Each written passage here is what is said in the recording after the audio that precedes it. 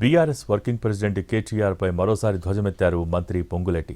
జూబ్లీహిల్స్ లో ప్రజలు చిత్తుగా ఓడించాక కూడా మున్సిపల్ ఎన్నికల్లో గెలుస్తామని పగటి కలలు కంటున్నారని సెటైర్ వేశారు. ఈ ఎన్నికల్లోనూ కాంగ్రెస్ దే విజయమని ధీమా వ్యక్తం చేశారు.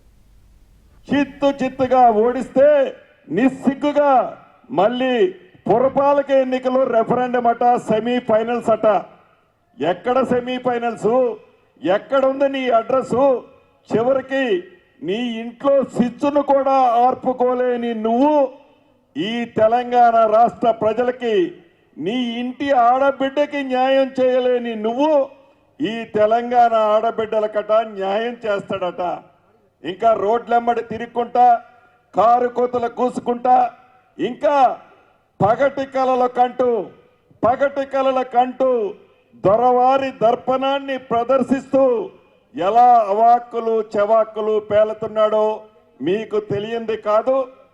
3 సార్లు అసెంబ్లీ తర్వాత మిమ్మల్ని తెలంగాణ ప్రజలు 3 సార్లు చీకొట్టారు. 4వసారి ఈ పురపాలక ఎలక్షన్స్ లో కూడా చిత్తుగా తెలంగాణలోని అర్బన్ ప్రాంతంలో ఉండే కాంగ్రెస్ పార్టీ కుటుంబ సభ్యులు మంచి మెజార్టీతో గెలిపించనున్నారు.